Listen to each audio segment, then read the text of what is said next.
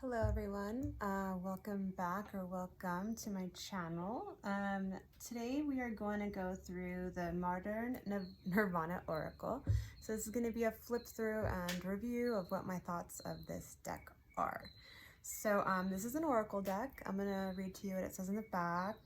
Open your mind and spirit to new realms of perspective. Explore ancient philosophy for our modern lives in this guide for self-inquiry and empowerment through life's transitions, with breathwork, meditations, and mantras designed to inspire new levels of awareness, offering clarity around the gradients of love, loss, levity, and each chapter of the human experience.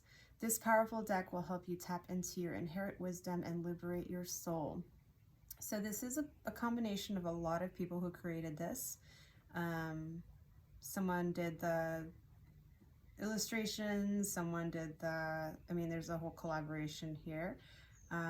So this is, pretty cool how a lot of people contributed to make this happen.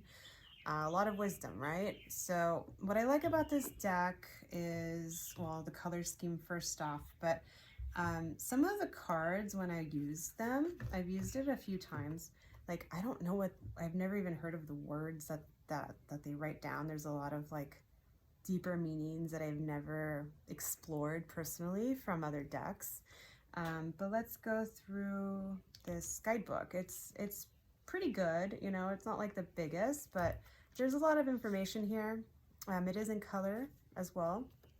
There is 207 pages completely, but it is kind of small, right? But I've had to, out of all the decks that I've and used, I find myself going through this guidebook more often than not because of some of the cards, they're not intuitive because it's just kind of like I have no idea what that word means. And then I have to look through it. But you know what? Because of that, I can actually appreciate the guidebook a lot because it has, it says mantras and also, a history of the word itself if it's something completely, out of the ordinary. So let me give you an example of what that is. There's a few. Let's see.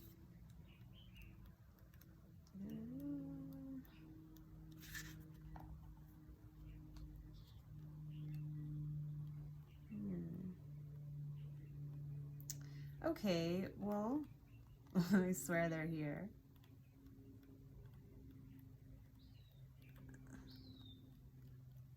All right, we can do this one, the rose phoenix, okay? Because sometimes there's just symbols like that, and then it has the word the rose phoenix. It's like, wow, what does that even mean? So, the guidebook is important with cards like this. So it says, be bold and mighty forces will come to your aid. So that's a quote. And then it says, today you are stepping into spiritual completion. You have done the work to heal the past and are becoming more and more masterful with managing your emotions in the present. The future you that has all the answers has already accomplished its mission for humanity, is able to send you energy across time and space for you to be nourished and empowered now. Like a rosebud, you have fully blossomed, and like a phoenix, you are rising from the past, flying fearlessly into an inspiring horizon. So then it gives you instructions on how to achieve this, I suppose. It says, step 1, create a rose in your mind. Even if the image comes quickly, spend some time filling in the details and creating each petal. Put each neutral, positive, and negative thought into the rose. Watch this rose expand in your mind's eye, and then explode it to create space. Step 2, breathe in and out 10 times through your mouth as if you are breathing through a straw, inhaling the mystery of life and exhaling all stuck emotions from the body. Step 3, set an intention for whatever information you need right now to best assist your journey to cultivate the greatest good for not only your soul, but the planet at large. Step 4, ground yourself into your body and envision the highest incarnation of yourself sitting in front of you. Step 5, watch their breathing Watch their breathing pattern. How do they breathe life? Where are they breathing from? Begin to mimic the depth and frequency of their breath. Step 6, as they exhale, feel the color and energy of their field come out of their mouth. Breathe their energy into your body and exhale it back to them. Watch them breathe you in. After a couple of moments of this, watch their body and yours merge into one. Soften into the energy and just be. Since you have completed the healing process, you are now called upon your highest timeline to be the truth of your experience. Know what it is and trust the intuitive knowing that it will naturally express itself through you. So this is obviously like some breath work teacher or something that, you know, took the time to help you visualize how to achieve this mental clarity, right, of who you are. So, you know, there's a lot of wisdom put into this deck. That's why I like going through this, because it's pretty instructional of, like, you know, what to do. It's very unique. It's not just cookie cutter. And then for the mantra, it says, or mantra, I've merged with my highest timeline and completed an important phase of my healing path. I trust that all the work I've done on my spirit and mind is solidified and built to last. Beautiful as a rose, but protected by time's thorns. Where I was once lost, I am fully reborn. So, you know, it's pretty in-depth. Like, it's a pretty deep interpretation. Like, all the cards have very deep meanings, which I do appreciate, you know. So I'm going to go through the deck now. There's 50 cards total. And they're all, like, they have, like, this fun retro vibe. Like, it's kind of 70s. I don't know. So this is one of the cards that I had to look up recently. Like, I think it's as it is written. I think that's what it is. It's like Israeli or something like that. So yeah, I find myself having to go through this guidebook more often than not. And I'm not one of those people who actually likes doing that, because I like to intuitively read the cards. So I guess you can say that this deck is not that intuitive for me. But I do appreciate the challenge of it, because it makes me think, you know. But sometimes they're just symbols like this, and I'm like, okay, how am I supposed to intuitively read 3 squiggles, right? Like, and then a word. So I don't know, you know, what's intuitive to me might not be to somebody else, and that's okay. There's this one too. This is the Japanese art of, you know, fixing things that are broken with gold, and then making them more valuable and precious. So there's a lot of history attached to these cards, and I do appreciate that. So when I find myself using this card, I feel like I'm learning something new, which is nice. So it's a bit of a challenge, but a good one.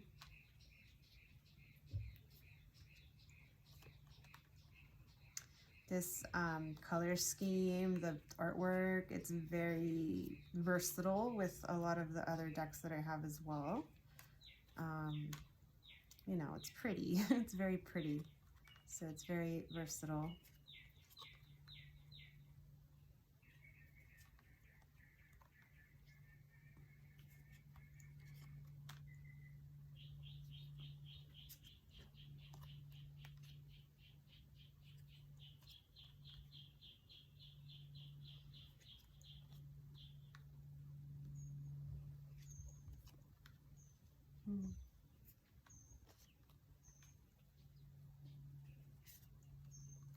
But yeah, like, I don't know how many of these cards they have where there's just like 3 little lines, and I'm like, I mean, maybe that's my ignorance or something. Maybe it's something that it's in history and it exists, and it's, you know, a symbolism for something bigger that I don't understand. I don't know, maybe.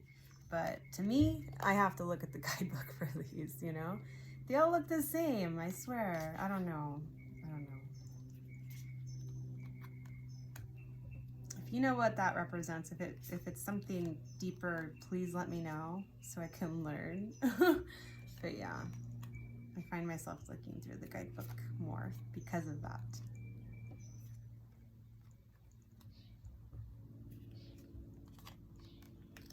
But overall, I do really love this deck.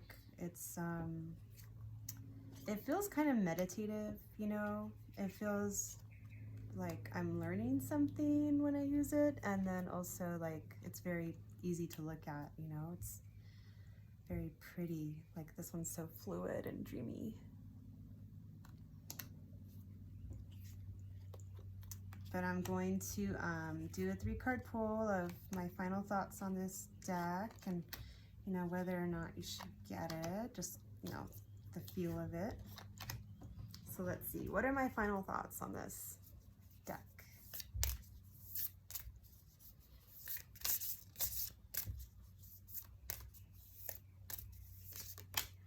Deja vu. So there's a lot of duality to this deck. Maybe, you know, these images, okay, these crazy symbols are out. Okay, I have to say, this deck, you absolutely need the guidebook too. So if that's not your thing, I wouldn't recommend it. But if you like learning, this might be a good one for you. But yeah, I think without the guidebook, you're gonna feel like a lot of the images are kind of bland, basic. Like there are some really pretty ones like Deja Vu, so it just depends. But it's got, you know, I think this deck is going to teach you about life's duality and, you know, the deeper meanings to things, even though you feel like you've seen things before. So this is a good deck. I do appreciate it. But yeah, there's a learning curve to this one. So I hope that brought you some insight to this deck and gave you a better idea whether or not this is something worth buying for yourself in your collection. But until next time.